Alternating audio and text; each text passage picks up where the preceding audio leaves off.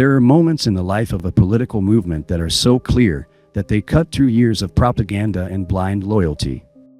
They are moments of painful clarity, where the truth becomes so undeniable that to ignore it is to become a willing participant in a lie. For the America First movement, for everyone who believed that 2016 was a genuine revolution against the globalist order, that moment is now. The man they saw as their king, the populist hero who swore a sacred oath to protect them from the very elites who had hollowed out their country, has just knelt before those same elites and made a deal with the enemy. This is not the story of a minor gaffe or a political miscalculation. This is the story of a promise, a betrayal, and the brutal civil war it has ignited on the American right. This is the anatomy of a great betrayal, the moment the populist king was exposed as a pawn, forcing his most fervent supporters to declare, with fire and fury, that anyone who still votes for him is a sucker. To understand the depth of this treachery, we must first cast our minds back. We must remember the brand. Remember the promise. It was a caricature, a joke to the media, but to his base, it was a deadly serious contract. He stood on stage and thundered, "I want to be a dictator for one day." Why?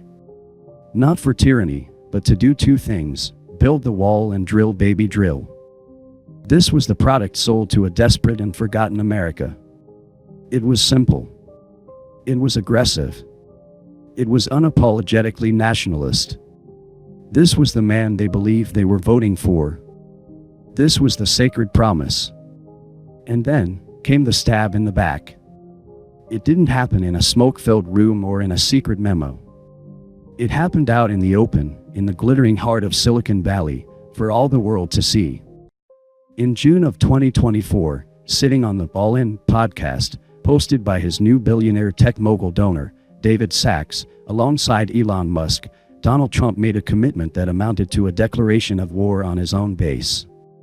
He promised, with a smile, that he would not only expand work visas but that he would automatically staple green cards to the diplomas of any foreign student who graduates from a U.S. college. Let us be perfectly and brutally clear. This is not a minor policy tweak. This is not a negotiating tactic.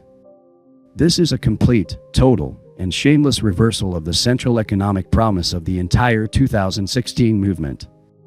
The whole premise of Buy American, Hire American was a sacred vow to protect the American working and middle class from being undercut by a flood of cheap, imported labor. It was a promise to your sons and daughters that they would not have to compete with the entire world for a job in their own country. This new policy, this staple green cards to diplomas doctrine, does the exact opposite. It creates a superhighway to citizenship for hundreds of thousands of foreign graduates every single year. It is a policy designed to flood the high-skilled job market in technology, in engineering, in medicine, and in finance. It is a direct assault on the future of every young American who was told that if they worked hard and got a degree, they would have a place in this country. Now, they are being told they must compete for even entry-level jobs against a limitless global pool of applicants who will happily work for less. This is not America first. This is America last. It is a policy that could have been written by the U.S. Chamber of Commerce, by Mark Zuckerberg, by the most rapacious globalist capitalists imaginable. And the fact that he announced this new globalist manifesto while sitting next to the very tech oligarchs who stand to profit immensely from it is the ultimate, unforgivable insult. It is a brazen, televised display of a politician selling out his own people for the money and approval of his new masters. This is why the hardcore of the America First movement, the true believers, are now in open revolt. For the first time, they are saying, "I cannot support this. I will not encourage my followers to turn out in November to vote for this." They are rejecting the half measure of mass deportations for illegal immigrants, recognizing it as a head fake while the back door is thrown wide open for legal immigration. They are demanding the one thing that would actually protect the American people, a full immigration moratorium. No more immigrants. Period. They are looking directly at the MAGA base, at the people who have stood by him through everything, and they are saying, with personal anger, if you still vote for him after this, you are a sucker. They are demanding apologies. They are demanding that the base admit they have been conned. The word sucker is so powerful because it implies a willing foolishness, a refusal to see the truth that is right in front of your face. It is a declaration that the leader is a fraud, and that the followers who refuse to see it are complicit in their own deception. The palace guards and the professional excuse makers immediately scrambled to do damage control. It was just a throwaway remark, they pleaded. He didn't really mean it. But he did.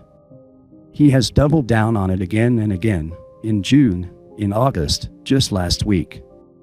Then they tried a new tactic. Well, he said it last time. No, he didn't. Last time, he ran against H-1B visas. He railed against the very policies he now embraces with the enthusiasm of a new convert. The excuses have run out. Only the betrayal remains. This moment of treachery exposes the true nature of the problem. It confirms what was once a fringe theory but is now the only logical explanation, the Trojan horse theory of Donald Trump. This theory posits that Trump is no longer a genuine populist leader, but has instead been co-opted and repurposed. He has become a vessel, a Trojan horse, used by the very establishment he once ran against to sell a globalist agenda to a nationalist base that would otherwise reject it. The base trusts him. They love him. Their loyalty is to the man, not to the principles. They would never accept a war with Iran from a Jeb Bush or a Paul Ryan, but they will accept it from Trump, and 90% of them did. They would never accept a mass amnesty program from a Marco Rubio, but from Trump, they'll call it a pragmatic solution. And now, they are being conditioned to accept a massive expansion of legal immigration, the single issue that created his movement, from the one man they trusted to end it. He is being used to launder the policies of the globalist elite and make them palatable to the very people who built a movement to destroy those policies. He is the ultimate tool of co-optation. He is the controlled burn that the establishment uses to prevent a real, uncontrollable forest fire. And the architects of this co-optation are now openly boasting about their victory. Elon Musk, who hosted the fundraiser where this promise was made, now retweets the clip of Trump's green card promise, reminding everyone of the deal that was struck. The message is as clear as it is cynical. I bought the platform for you. I hosted the party. I helped you win. Now you will deliver the cheap, high-skilled labor my companies need to crush your children's wages. And if you, the America First base, dare to dissent too loudly on his platform, well, there goes your check mark. The conversation is being actively manipulated, in real time, to enforce the new party line. This is a moment of painful, agonizing clarity. For years, those of us who warned about Trump's weaknesses, his lack of ideological foundation, his susceptibility to flattery from the powerful, were called traitors. But the vindication is bitter. Because it's not just that Trump betrayed his promises, it's that the people, his people, are largely going along with it, because it's him. He covered up the Epstein files, and his approval rating within the party remained untouched. He dragged us to the brink of war, and his base cheered. And now, as he pushes a worker visa program that would have been anathema in 2016, the excuses are already being formulated in the minds of his followers. The Trojan horse is inside the city gates, and the soldiers are pouring out. The battle is not over. And the stakes are higher than ever, because Trump is a package deal with what comes next.